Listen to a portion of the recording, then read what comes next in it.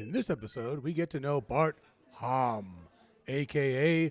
the Haaahmur. He's a bounty hunter, spice trader, and all-around Renaissance man who hails from the LT Galaxy. So roll up your towel into a pillow, lean back, and prepare to learn why he's anti-Caarney and pro-Cumin. Shut up and sit down.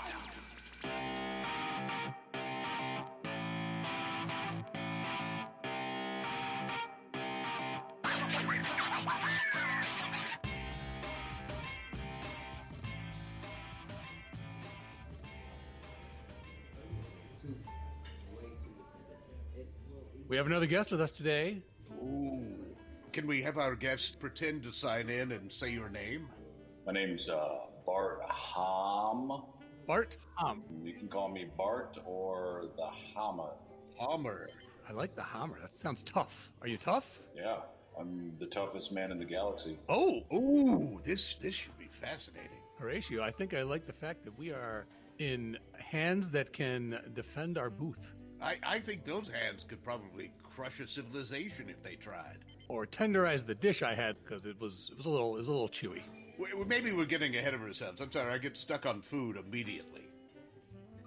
I've tenderized food and I've also crushed galaxies, yes. The Haaahmur. That's right. Now, how did you get that name? Was there an incident that had them put together, the and the Haaahm? The also. Oh, was there? Yes. We combined the two names. My father's second wife, her last name actually was E-R-R. And so for a while they hyphenated their name, and I was Bart Haaahmur. And I said, wait a second, if you say that quicker, it sounds like Haaahmur. And it stuck. The laser light went off in your head. That's right, it did. It's very powerful, very powerful. That's right. Where are you from? What planet, civilization? I'm from the LT Galaxy. I'm a bounty hunter, spice trader, and an actor. I'm a triple threat. I'm from the planet. It might be hard for you to say. My home planet, Connecticus. Wait. You're from Connecticus? Yes. You've heard of Connecticus? Yes. Do you know the Flargans? Oh, my God. The Flargans. Tim and Joni Flargan? Yes. Oh, yes. They, how do you know them? We went to a summer camp together. Oh, my. Yes, they took over half the planet, and they lead with an iron hand, and they're also a lot of fun to play bridge with. Oh, wow. I mean, good for them. I know Tim actually has a literal iron hand. He does. It made it much easier to crush obstruction. I assume you two hit it off right from the start, considering they had the iron fist and you are the Hammer. We did. We actually spent a couple years on an alternative comedy / spice trade circuit where we did pretty well for ourselves. And then, life sets in and you kind of give up your dreams for a little bit. And eventually you hope they come back. But, you have to make a living, right? Much like Horatio and I Yeah. have given up our dreams of traveling the galaxy because we're lazy and we would just like to sit on our butts here at Millyways, eating, drinking, meeting interesting beings such as yourself, and sharing your stories with the universe. Can I ask you a question? Yeah. Sure. Based on just my appearance, break it down for me. What do you think my origin is? Like by percentage. I told you I'm from the LT Galaxy, so I'm giving you a hint there. What percentage? Because I just had a DNA test, and I want to see how close it is based on my appearance. There's three worlds I can think of right offhand. I'm going to say first from Latinus. Yes, Latinus. What percentage is Latinus? I was going to say about 50%, 25% Crestania, and another 25% Tinlania. Those are the three that really jumped out at me. You know what's interesting is a lot of people assume I'm Tinlanian. I'm 4% Tinlanian. No. Oh my God, that's a very strong 4%. Yeah. I am so glad that I don't work the Caarney circuit over in the Milky Way section. Because if I had to guess your background, you'd be picking off the top row, right? Do you know where Caarns are? Oh no, what? Where or what? Tell us. Where they are, because I am actually on the search for a Caarnie, so... Oh, The Caarn planet has been destroying the galaxy for generations, and we need to stop as many of the Caarn folk, the Caarnie, from the Caarn planet as possible. Is it the random setting up of Ferris wheels and fried foods? What is it exactly that you find disturbing about them? Everything about the Caarn planet is a lie. Oh, my. It's a fallacy. It is fake. Ooh. They are masters at transformation. They are shape shifters without having to shift their shape. Oh, my. They get your hopes up, and then they crush your hopes. Do they mentally project a shape that you think they are, but they have it? It's like a hologram around themselves? Yes, that's exactly what they do. That's very dastardly and deceptive. I have one goal. Oh, my. I've got a couple goals. Ooh. That's my 50% goal, is to rid the world of the Caarn planet. My 25% goal is I want to make cumin a more popular spice. It's a very wonderful spice that can be put in a lot of different dishes. I'd be willing to bet if we ask, we can get some extra cumin added to our dinners tonight. Oh, yes, I'm sure they have a stockpile. Wow. Yes, the restaurant has a bit of everything, and it has a lot of other things. Wait, are you saying you know somebody who can connect me with cumin? Oh, yes, they will do it openly. Oh. Yes. You see why we stay here. I see why, gentlemen. I see why. So you say you have 5 major goals? Yes, I've got 5. I've done 2 of the 5 right now. I've got 3 more goals, but continue, yes. Other than destroying Caarn, we may knock out 4 of the 5, I think. Because what is destruction and what is a building? And I find that fascinating. Destroying the Caarnies, but building up the expanse of human. I like how you destroy and then you're building. And was that intentional? Wow, that is one heck of an interpretation there. Wow. I never said I was correct. I just interpret. You are correct. Oh my God, I'm correct? Yes, you are correct. I should order a second dessert because this is the time for celebration. More flock. Dessert for the table here. Flock, yes, with extra cumin. And that's dessert ahead of our meals. I like the way you think, Bart. Last night, I was dreaming of some flock for dessert. And look, we now have flock. There it is. Thanks to the Haaahmur making his presence felt. Haaahmur. The Haaahmur. Haaahmur. It's an ah, not an ah. Yeah, it's an odd. It's my Glandar accent coming through. Glandar. Is that where you're from Glandar? I am from Glandar. Do you know the Pochihorse? They owned the plastic surgery office next to the one I worked in. Oh, get out of here. Get out of here. It's a small universe, isn't it? They specialized in lip injections or lip additions, because clearly there are races of beings who have either multiple mouths or just multiple sets of lips. You know, if you wanted to have some of those added, they could do that. Or if you just wanted the lips that you currently have enlarged, they could do that too. Who do you think did this work? No. Oh. No. Can I look? Yeah, do you mind? Can I poke them? You see the signature underneath between the chin and lower lip. Can you see that? Yes. Those are very firm but plump. Now, I have to ask, when they did the work, was the signing the work, was that painful at all? Oh, it's extremely painful. Oh, good. Yes, imagine the pain of childbirth. Yes. But instead of birthing a child, it's that pain. And then combine that with the pain of passing a kidney stone. Yes. Additive. I experienced that virtually one time, unintentionally, in a booth at a carnival, and that is not pleasant. You should have just kept walking past the booth, Horatio. I really should have. The pitch that they give sometimes is just too hard to resist. You know, the temptation that you think you can win. Yes. Sometimes I think they're projecting that into my head. The image of me winning. I still reverberate badly from that. It's not fair. It's not fair because they present it like it's going to be easy. And you look at it and you say, this is literally a piece of cake. It's just a piece of cake. Literally. They ask me, what is it? It's literally a piece of cake. It's like, what is this image? And I'm like, that's a piece of cake. And it's not cake. And I can't believe how they do it. It's modern day witchcraft and sorcery. The universe needs to be rid of the Caarn planet once and for all. How did your feelings about the Caarn civilization start? Is this a generational thing? Is it a societal thing? Or is it a personal vendetta? My parents were from the Caarn planet. Oh. Now we're getting into, yes. Awkward. Yes. In addition to what I do, I guess I'm most defined for my fear of commitment. My my abandonment issues, my trust issues all stem from my parents who were from that planet and made me believe in myself until they gave me up for adoption. And, well, I'll never forget that. So this made you cry vengeance on all of the Caarns. I said, until my dying breath, and then my regeneration, and then my next dying breath, and my third regeneration, and then that dying breath, and I will not rest until the Caarn has been eliminated.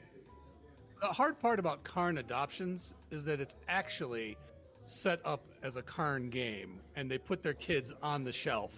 And that's a game that they don't actually have rigged. That's very easy to win, and for them to give up their children. Kudos for both of you for knowing so much about the Caarn history.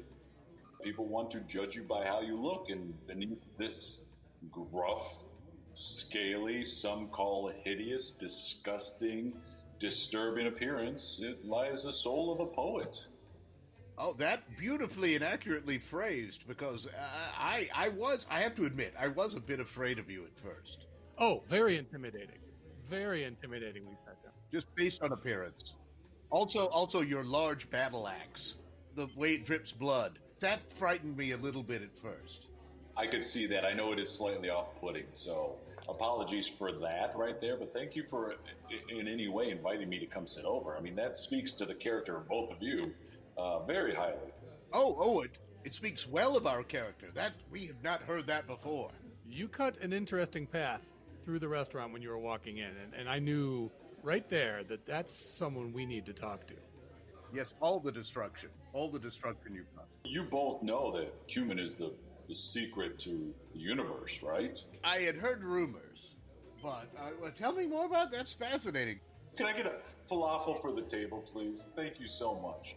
This is wonderful. We have never had a guest just treat us like this. Extra cumin. Extra cumin. Yeah, extra cumin, please. You are a being of so many different flavors and dimensions. I'm peeling back an onion, peeling back layers of onion. He is many layers. It's like a spice rack sitting right in front of us. So many options. Something we have not touched on is your acting. You said you were also an actor. I studied with the greatest acting teacher in the universe. It was 9 levels. Each level was 17 mix, and that's a commitment. It was a commitment. That's a lifetime commitment for some races, literally, and more for some.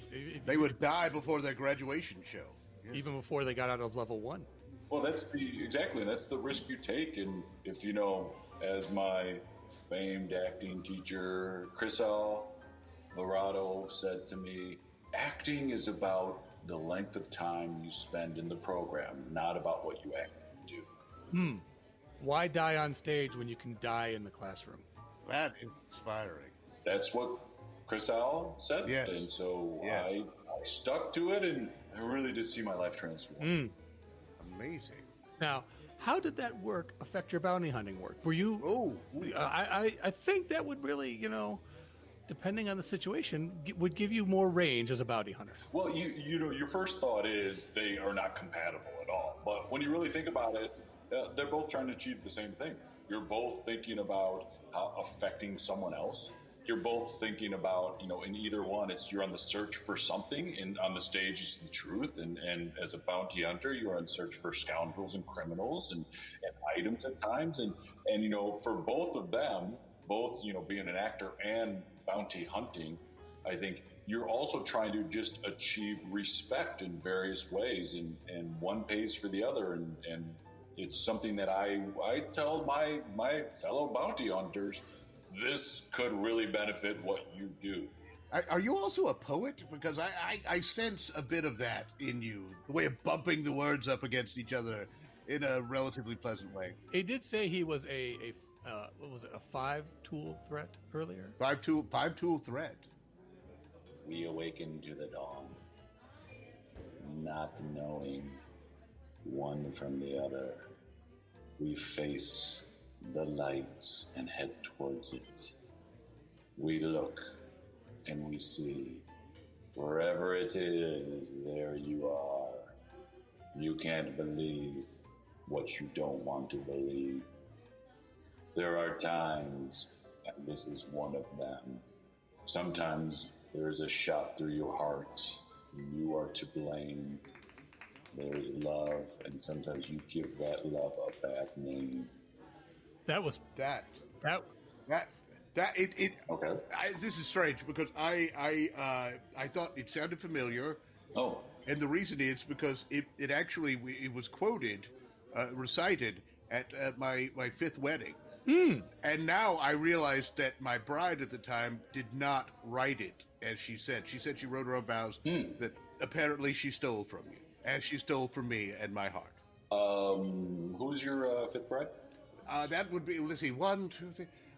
Wilma, the last name was Zinn after she was married, but Wilma Torren Satana. Okay. And if you could just, go ahead and scribble down Wilma's address for me.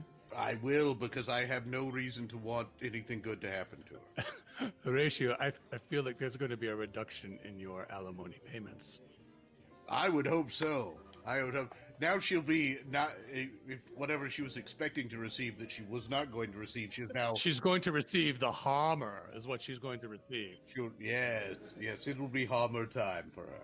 Great pronunciation. You nailed it. Ah, very good. Because I'm very excited. I'm very invested in this now. Because one less payment out of 20, it will certainly help. Speaking of Haaahmur time, those are some interesting pants. Are those your bounty hunter pants? As a matter of fact, these are my bounty hunter pants. Many times I was told that they're not doing anything for me. They don't do anything for my figure.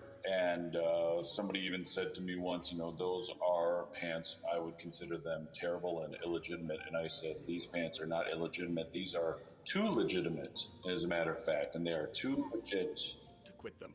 They're very spacious. I would imagine that would come in handy if you're involved in a fight with one of your targets. Or if you need to carry around this. Oh my goodness. Oh my, you hit that. How did you fit that in there? It's the pants. The pants. So many pockets. And they're short. I find it interesting that they only go down to the knees, and yet they have so much room. What do these pants need more than a hammer? First off, and I've got a hammer there. That's in the one. I could tell. The pockets make the pants. There are two things I know I need in pants. One are plenty of pockets. Yeah. Two is not room past the knee. All right. So this combines that, and these are very comfortable. And whenever I need something, I just reach into one of the pockets, and they're there. Could you believe there are species in the universe that want to do away with these kind of pants? I am not a fan of those beings.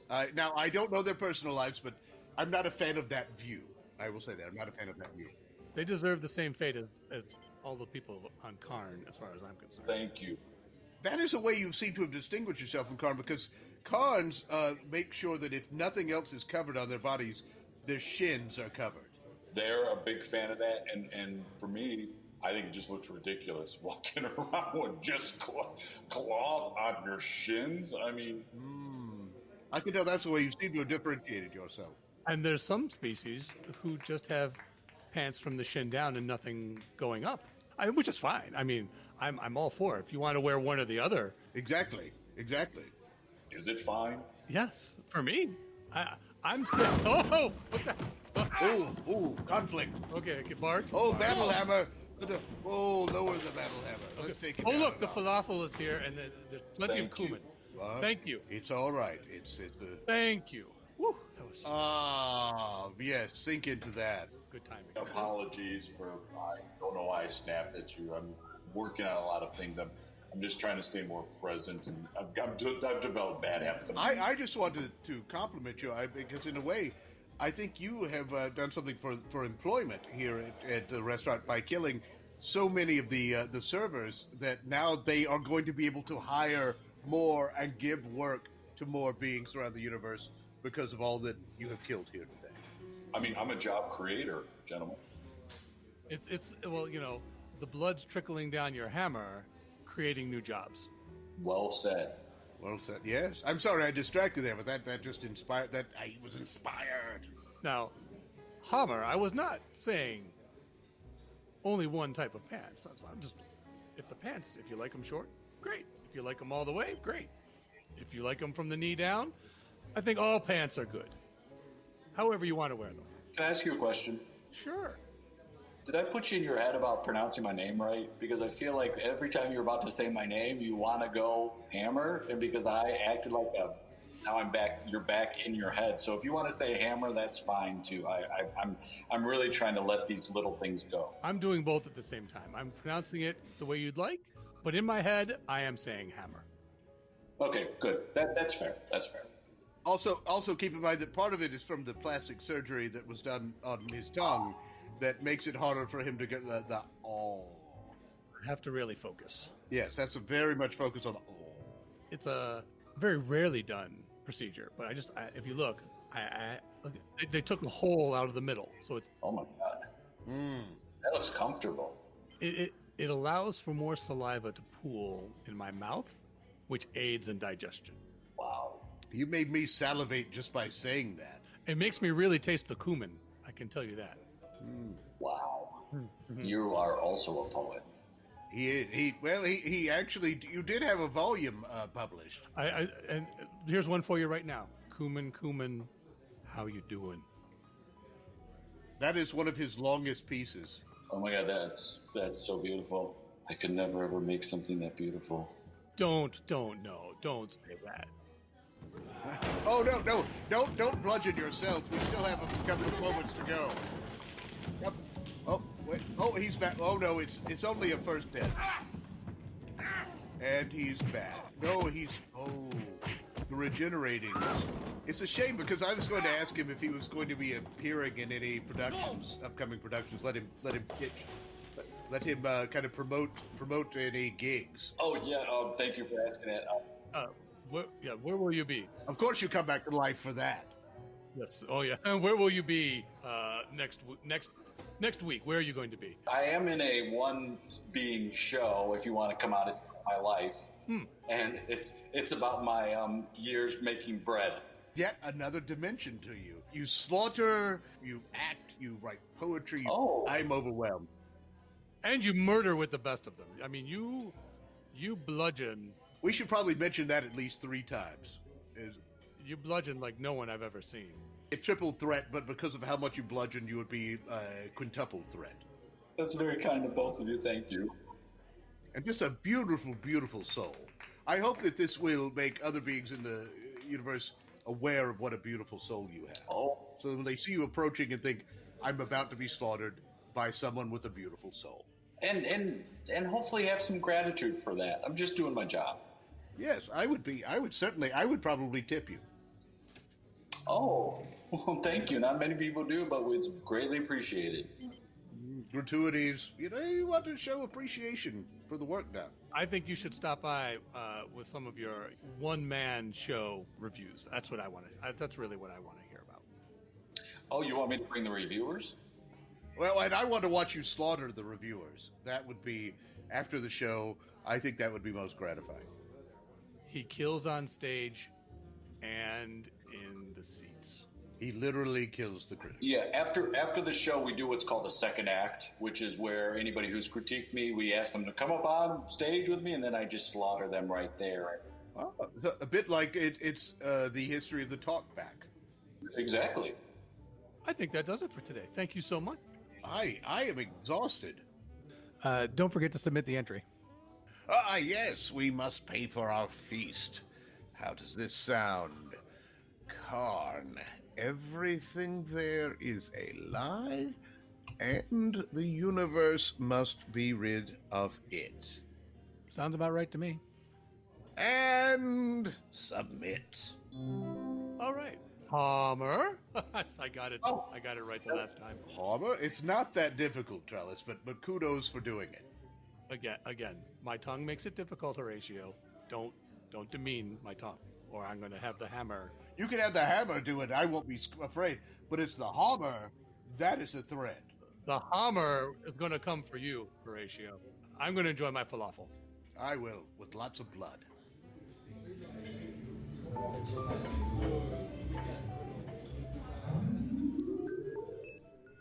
Thank you for joining us for Hitchhikers and Appetizers.